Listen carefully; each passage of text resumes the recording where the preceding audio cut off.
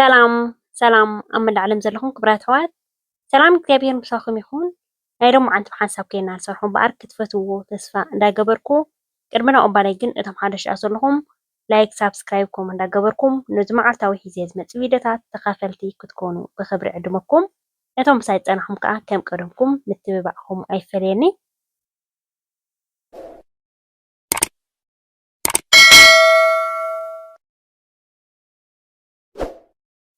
ናይ ሎሚ መዓልቲ ብሓንሳብ ከይድና ንሰርሖ እምበኣር ክቡራት ኣሕዋተይ ኣብ መእተዊ ከም ዝረኣኹማ ባህላዊ ሽሮ ብፃሕሊ ጌርና ክሽን ዝበለት ክንሰርሕ ኢና።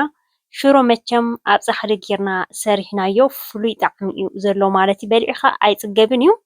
ስለዚ ክቡራት ኣሕዋተይ ከምዚ ግበር ኣቢልና ፃሕሊ ሒዝና እንተፀኒሕና ኣብ ገዛና እንተደሊና ናይ ስዕረት እንተደሊና ሽሮ እንዳገበርና ከምዚ ጌርና ከዓ ክሽን ኣቢልና ክንምገብ ንኽእል ኢና። ሕጂ ኣብዚ ሽጉርቲ ክልተ ሽጉርቲ ገጀፍቲ እየ ተጠቒመ ዘለኹ። ምክንያቱ እቲ ሽሮ ኣብዝሓ ኣቢለ እየ ክሰርሖ ንሕጂ ጥራይ ዝውዳእ ኣይኮነን እዩ። ኣብ ፃሕሊ ክንሰርሕ ከለና ርጉድ ዝበለ ስለ ዝኾነ ኣብቲ ህርዲ ካብ ንገብሮ ከምዚ ጌርና ብጋዝ ተሰሪሕናዮ ብጣዕሚ ፅቡቅ እዩ ማለት እዩ። ብፃሕሊ ከዓ ኣብዝሓ ኣቢልና እንተሰሪሕና ዝሕል ምስ በለ ኣብ ፍሪጅ ክነፅንሖ ንኽእል ኢና። ሽዑ ኣውዕዮ ኣቢልና ንበልዖ ማለት እዩ። ምክንያቱ ከምዚ ኣብ ፃሕሊ ክትሰርሕ ከለካ ግዜ ይሓተካ እዩ። ምስራሕና ዘይተርፈና ከዓ ሓደ ክኾነልና ኣብዝሓ ኣቢልና ክንሰርሕ ንኽእል ኢና። ማዩ ንቕፅ ምስ በለ እምበኣር ከምዚ ትሪእዎ ዘለኹም ዘይቲ ገይረሉ ኣለኹ ማለት እዩ። ፅቡቅ ገይሩ ግን ማይ ንቕፅ ኣቢሉ ኣሎ ማለት እዩ ከም ትሪእዎ ዘለኹም። ሕጂ ንእሽተይ ቆልዎ ኣቢልና ከዓ ኮሚደረና ከዓ ክንገብረሉ ኢና ማለት እዩ። ኣብ ፃሕሊ ክንሰርሕ ከለና ኢዱን ጌርካ እዩ። ግን ንዓኹም ምንታይ ግዜ ከይሒዘኩም ሕልፍ ሕልፍ እንዳበልኩ ሽሮ ከዓ ንመዘኻኸሪ ተዘይኮይኑ ክቡራት ኣሕዋተይ ሽሮሲ ካብ ሽሮ ትቐልል ምስራሓ የላን እያ ማለት እዩ። ግን ከዓ ከምዚ ጌርና ክንሰርሓ ከለና ከዓ ብጣዕሚ እያ ፅብቕቲ ማለት እዩ። ካብ ማይ ኣፍልሕ ምስ በለ ብፅብፅብፅ ነብሎ ልክዕ ከምዚ ናይ ገዓት እንዳገበርና ኢና ክንሰርሓ ክጥዕም መኣት እያ ከዓ ብሓፈሻ ኣብ ፃሕሊ ክንሰርሖ ከለና ዝኾነ ዓይነት ፀብሕታት ጥዑም ድዩ ከምዚ እንዳገበርና እዚ ኣሰራርሓ እዚ እንተሰሪሕና ከዓ ክነግረኩም ኣይክእልን እየ። ሰላም ሓፍትና ዓምደ ገለ ከማን የእትየየ ነይሩ ማለት እዩ። ሕጂ ፃዕዳ ሽጉርቲ 5-6 ዝኸውን ዓካር ዝገብር ዘለኹ። ሕጂ ብዙሓት ዋላ ኣወዳት ይኹኑ ከምዚ ዓይነት ኣሰራርሓ ሲ ሽሮስ ብከምዚ እየን ንሰርሓ ነርና። ከምዚ ጌርና ምስ ሰራሕናያ ግን ብጣዕሚ ፅብቕቲ ኮይና ረኺብናያ ኢሎም ይፅሕፍለይ ነይሮም ማለት እዩ። ስለዚ ከምዚ ጌርክን ከዓ ዘን ኣሕዋተይ ከምዚ ጌርኩም ኩላትኩም ብጣዕሚ ጥዕምቲ ዝኾነት እያ ትኾነልና ማለት እዩ።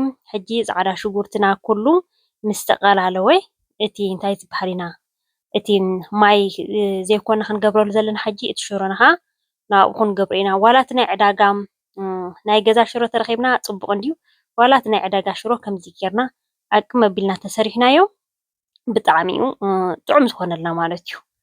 ብሓፈሻ ኣብ ፃሕሊ ተሰርሐ ትርፍዶ ናይ ገዛ ሽሮሲ ዋላ እቲ ናይ ዕዳጋ ይኹን ዝኾነ ዓይነት ክንሰርሖ ከለና እዩ ጥዑም ዝኾነልና። ብዙሓት ኣሕዋት ሰላም ሓፍትና ሻላኺ ኣብ ክሽነና ባህላዊ ፃሕልታትና ባህላዊ መስተታትና መሳተይ ይኹን ክንገዝእ ጀሚርና ብጣዕሚ ንሃትከይ እንዳረኣና ማለት እዩ ትብላኒ ኢኽን።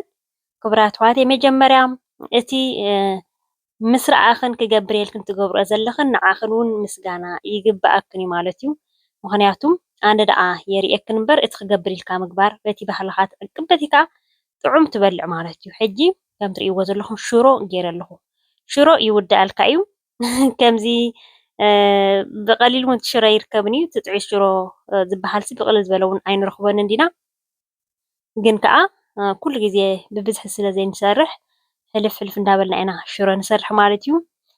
ከምዚ ጌርና እታ ክንሰርሓ ከለና ከዓ ፅቡቅ ጌርና ተሰሪሕና ጥዕምቲ እምበር ከምዚ ከምቲ ካልእ ሽሮ ንሰርሖስ ኣይኮነን እዩ። ቅጥን ዝበለ ብፅብፅ ኣቢልና ኣይኮነን ልክዕ እዚ ከም ገዓት እዩ ማለት እዩ። በቃ ኣብዚ ኢና ኣብስል ነብላ ከምዚ እንዳገበርና ማይ ውዒ ጥብ እንዳበልና በቃ ልክ ከምዛ ገዓት በሲላ ኢልና ንውርዳ ክሳብ ትበስል ማይ ውዒ እንዳገበርና ኢና ከም ትሪእዎ ዘለኹም ፍርር ይብላ ኣሎ። ብስ ክነብሎ ኢና ከም እንዳገበርና መሊስና ከዓ ሕጂ ውዒ ከዓ በታ ጎና ከዓ የፍልሕ ኣለኹ ማለት እዩ። ማይ ውዒ እንዳገበርና እንዳገዓትና ኣብስል ክነብላ ኢና። በሊዕኻያ ኣይትፅገብን እያ ምስ ቅጫ ድዩ ምስ እንጀራ ድዩ ምስ ዝተፈላለየ ማለት እዩ ጌርና ክንምገቦ ንኽእል ኢና። ምስ ቅጫ ከዓ ገለ ዓይነት እያ ትመፅእ። ኣብ ኮል እንዳፀባሕና ድዩ ወይ ከዓ ፍትፍት ኣቢልና ውዑይ ቅጫ ስንክት ኣቢልና ገለ ዓይነት እያ ፈትንኣ ክቡራት ኣሕዋተይ። ሕጂ ከም ትሪእዎ ዘለኹም እንዳገበርኩ ኣብ ስል ከብሉ ንዓኹም ከማን ንኸይሕዘኩም ሕልፍ ሕልፍ እየ ከብለልኩም እምበር ከምዚ ዝኣኽሎ ዝበልኩ ዳግዓትኩ ፅቡቅ ገይረ ኣብ ስል ከብሎ እየ ማለት እዩ። እቲ መዓኮሩ ከመይ ይሕዝ ኣሎ ከም ትሪእዎ ዘለኹም ፅቡቅ ገይሩ ከም ዝበስል ዘሎ ሕጂ እንታይ ዝበሃል እዚኦም ኣምሓሩ እንታይ እዮም ዝብልዋ ከምዚ ኣሰራርሓ ሽሮ ተጋቢኖ እያ ትበሃል ማለት እዩ። ብጣዕሚ ቅጫ እያ ትኸውን ተጋቢኖ ኢልካ እንተኣዚዝካ ዋላ ኣብ እንታይ ዝበሃል ይስራሕ እዩ ማለት እዩ። ንቕፅ ዝበለት እያ እዚኣስ በሲላ ዶ ትኾን ገለ ኢኻ ትብል ግን ከምዚ ገይሮም እዮም ብጣዕሚ እዮም ኣብ ስል ዘብልዎ ማለት እዩ። ብሓፈሻ ከምዚ ግፍሕ ዝበለ ፃሕሊ እንተኮይኑ ከዓ ናፅነት ኣለዎ ፅቡቅ ጌርካ ከም እንዳገበርካ ንክተብላ ማለት እዩ። ንክትጉዕተሲ ፅቡቅ እዩ ዘሎ ግፍሕ ዝበለ ስለ ዝኾነ ከም ድሌትካ ኢኻ ትጉዕቶ። ከምዚ እንዳገበርና ክቡራት ኣሕዋተይ ፆሚና ዘለና ሕጂ ከዓ እግዚኣብሄር ኣምላኽ ፆምና ተቐቢሉ ናይ ሰላም ናይ ፍቕሪ ንዓና መንግስተ ሰማይ መዋረሲ ይግበረልና መቐደሲና መባሪኽና ይግበረልና። ክቡራት ኣሕዋተይ ኣሕምልቲ እንዳገበርና ከምዚ እንዳገበርና ሕልፍ እንዳበልና ዋላ ኣብ ናይ ፆም ጥራይ ዘይኮነ ኣብ ኖርማል ግዜ እውን ቅያር ከዓ ይጠቕመና እዩ ማለት እዩ። ሕጂ እንታይ ገይረ ኣለኹ ማይ ውዒ ግብር ምስ ኣበልኩሉ ልክዕ ከምዛ ገዓት ጌርና ሽሉቕ ክትብል ኢልና ክድን ነብላ ክድን ነቢል እያ ፀኒሖ ማለት እዩ። በቃ እቲ ኣሰራርሓሲ ገዓት ከም ገዓት ንግዕት ዘለና ጌርና ንሕሰባ ማለት እዩ። ከምዚ እንዳገበርና ክሳብ ዝደለናዮ ዓቐን ሓፋስ እንተደሊና ንቕፅ ዝበለት ኣርያ በቃ ተራር ተኮይና ከምዚ ትሪእዋ ዘለኹም ጌርና ክነቋርፃ ንኽእል ኢና። ኣነ ግን ክውስኸላ እየ ምክንያቱ ዝሕል ምስ በለ ከዓ ብጣዕሚ እዩ ሓፊስ ዝኸውን ማለት እዩ። ክንቀርቦ ከለና ንሽዑ ውዑይ ዝኸውን ዳሕራይ ዝሕል ምስ በለ ግን ሓፊስ እዩ ዝኸውን።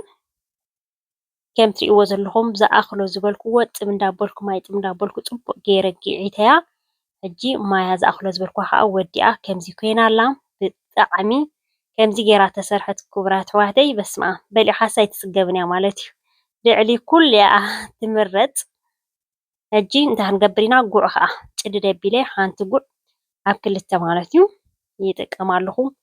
መሪር ቆልዑት ዘይበልዑ እንተልዮምና ከዓ ከነብል ንኽእል ኢና። ሕጂ ከምዚ ጌርና እቲ ሽዑ ብውዑይ ንበልዖ ዝሕል ምስ በላ ከዓ ኣብ ፍርጅና ግብር ኣቢልና ስራሕ ውዒልና ድዩ ዝተፈላለየ ኣቢልና ድዩ ቀኒስና ከዓ ክነብል ንኽእል ኢና ማለት እዩ። ከም ትሪእዋ ዘለኹም ብጣዕሚ ፅብቕቲ ዝኾነት መቸም ንዛ ባህላዊት ሽሮና እንዳረኣኹም ላይ ከይተውሕዱ እንትኾኑ ክቡራት ኣሕዋተይ እቲ ኣሰራርሑ ቀሊል እዩ ግን ከዓ ብጣዕሚ ሽሮ ባህላዊ ናይ ዓድና ላይ ክግበረሉ ላይ ከይክፈለኒ ክቡራት ኣሕዋተይ። ሽሮስ እንታይ እያ ሰላም ሓፍትናሲ ንምስራሓ ቀላል እንታይ ሪኣትና ኢልኩም ሸለል ከይትብልዋ ላይ ከይገበርኩም ዝኾነ ክቡራት ኣሕዋተይ ከምዚ ኣግብር ኣቢልና እንጀራ ከዓ ኣሰራርሑ ኣርኢኩም እየ ማለት እዩ። ፅቡቅ ዝኾነ እንጀራ ብጣዕሚ ፅቡቅ ኣብ ውሽጢ 6 ሰዓት ድስንከት እንጀራ ናይ ጥዕና ሓርጭ ካብ ፊነታት ውፅእ ዝበለ እቶም ዝረኣኹሞ ብጣዕሚ ፅቡቅ ዝኾነ ኮሜንትታት ብእውነት ካብቲ ኣነ ዘረኣኹም ንላዕሊ ንሃትኩም ሰናይን ቅዱስን ናይ ብሓቂ ምትባዕ ትገብርዎ ዘለኹም ቃላት የብለይን ክቡራት ኣሕዋተይ። ትማሊ እትያ ተንዘይረኣኹን ኣኹ ትሪኦ ትኽእላ ኢኽን ሳላጣ ኣቮካዶ ከዓ ወሰን ወሰና ገይረላ ኣለኹ ከምዛ ትሪእዋ ዘለኹም ማለት እዩ። ብሓንሳብ ኬድና እንዲና ሰሪሕናያ ብሓንሳብ ኬድና ካለማዓንቲ ክንበልዓ ኢና ንቐደም እንዳበልኩ እየ ክቡራት ኣሕዋተይ። ከምዛ ትሪእዋ ዘለኹም ግብረ ኣቢልና ሰላጣና ጌርና ንምሳሓ ወይ ከዓ ንድረራ ንቐደም በል ብሓንሳብ ኬድና ንጣዕማ ክቡራት ኣሕዋተይ። ናይ ሎማዓንቲ መደበይ ንዝትሪእዎ ዘለኹም መስል ብዘይ ቀልዓለም ብጣዕሚ እያ ጥዕምቲ።